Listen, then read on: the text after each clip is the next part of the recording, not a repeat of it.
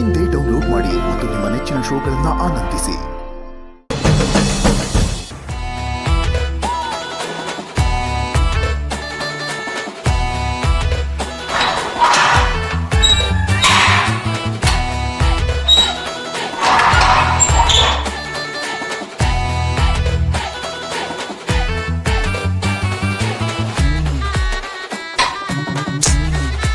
Boss ತಲೆಗಿಲೆ ಕೆಟ್ಟಿದ್ಯಾ ನಿಮ್ಗೆ?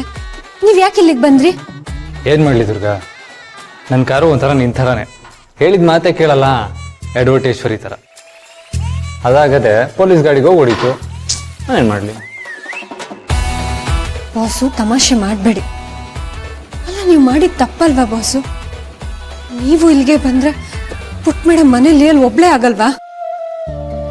ಇಷ್ಟೆಲ್ಲ ಮಾಡಕ್ಕಿಂತ ಮುಂಚೆ ಪುಟ್ ಮೇಡಮ್ ಬಗ್ಗೆ ಸ್ವಲ್ಪ ಯೋಚನೆ ಮಾಡ್ಬೇಕಿತ್ತು. ನೀವು ಮಾಡಿದ ತಪ್ಪು ಬಾಸು. ಅಲ್ಲ ಬಾಸು, ಜೈಲೊಳಗೆ ಕೂತ್ಕೊಳ್ಳೋದು ಅಂತಂದ್ರೆ ಎಲ್ರು ಚಿತ್ರಹಿಂಸೆ ಅಂತ ಅನ್ಕೋತಾರೆ. ಆದ್ರೆ ನೀವ್ ನೋಡಿದ್ರೆ ನೀವೇ ಬಂದು ಇಲ್ಲಿ ಸಿಕ್ಕಾಕೊಂಡಿದ್ದೀರಲ್ಲ, ಏನ್ ಹೇಳಿ ನಿಮ್ಗೆ? ಬಾಸು, ಈ ಸಮಯದಲ್ಲೂ ನಗ್ತಾ ಇದ್ದೀರಲ್ಲ ನೀವು, ಏನಾಗಿದೆ ನಿಮ್ಗೆ? ದುರ್ಗಾ, ನನಗೆ ಈಗ ಸಮಾಧಾನ ಆಗ್ತಾ ಇದೆ. ನೀನು ಈ ಥರ ಕೋಪ ಮಾಡಿಕೊಂಡು ವಟ ಅಂತ ಬೈತಾ ಇದೆಯಲ್ಲ, ಇದು ನಾರ್ಮಲ್. ನೀನು ಭಯ ಪಡೋದು ಅಳೋದೆಲ್ಲ ನಾರ್ಮಲ್ ಅಲ್ಲ. ಇವಾಗ ನೀನು ನನಗೆ ಭಯಕ್ಕೆ ಶುರು ಮಾಡಿದೆಯಲ್ಲ, ಇವಾಗ ಕನ್ಫರ್ಮ್ ಆಯಿತು ನೀನು ನಾರ್ಮಲ್ ಆಗಿದೆಯಾ ಅಂತ. ಅದಕ್ಕೆ ಸಮಾಧಾನ ಆಯಿತು ಅಂತ ಹೇಳಿದೆ. ನಿಜ ಹೇಳ ದುರ್ಗಾ, ನೀನು ಈ ಭಯ ಪಡೋದು ಅಳೋದೆಲ್ಲ ಸೂಟೇ ಆಗಲ್ಲ. ನೀನು ಯಾವತ್ತು ವಟ ಅಂತ ಮಾತಾಡ್ಕೊಂಡು ಬೈಕೊಂಡಿದ್ರೇ ಚಂದ. ಬಾಸು, ಆದ್ರೆ ಪುಟ್ ಮೇಡಮ್ ಮನೇಲಿ ಒಬ್ಳೇ ಇರ್ತಾಳೆ, ಅವಳ ಬಗ್ಗೆ. ದುರ್ಗಾ, ಅವಾಗಿಂದ ಅದನ್ನೇ ಹೇಳ್ತಾ ಇದೆಯಲ್ಲ, ಹಿತ ನೋಡ್ಕೊಳ್ಳೋದಕ್ಕೆ ಮನೇಲಿ ಅಮ್ಮ ಇದ್ದಾರೆ, ಅಪ್ಪ ಇದ್ದಾರೆ, ಶಾನ್ವಿ ಇದ್ದಾಳೆ, ತರುಣ್ ಇದ್ದಾನೆ.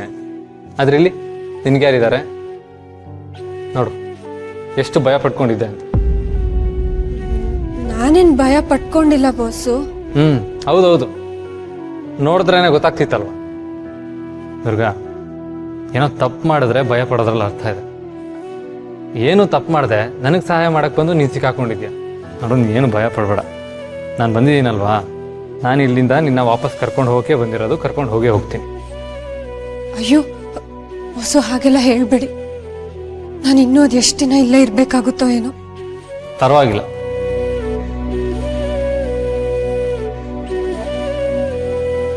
ದುರ್ಗಾ, ನಿನ್ನೊಬ್ಳನ್ನೇ ಇಲ್ಲಿ ಬಿಟ್ಟು ಹೋಗೋದಕ್ಕೆ ನನಗೆ ಮನಸ್ಸಾಗಲಿಲ್ಲ. ಆ ಇನ್ಸ್ಪೆಕ್ಟರ್ ಬೇರೆ ಇಲ್ಲಿರ್ತೀನಿ ಅಂದ್ರೂ ಬಿಡ್ತಾ ಇರಲಿಲ್ಲ. ಇನ್ನೇನು ಮಾಡಲಿ, ನಂಗೆ ಇದೊಂದೇ ಆಪ್ಷನ್ ಇದ್ದಿದ್ದು. ಅಂದ್ರೆ ಬಾಸು, ನೀವು ನನಗೋಸ್ಕರ ಅರೆಸ್ಟ್ ಆದ್ರಾ? ದುರ್ಗಾ, ನೀನು ಜೈಲಲ್ಲಿರೋದು ನನಗೋಸ್ಕರ.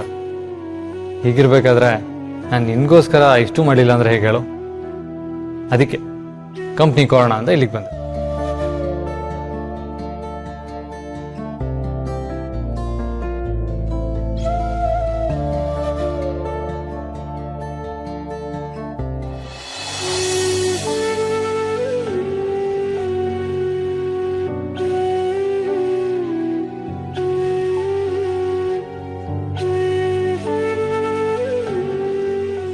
Shalvi, calm down, Shalvi.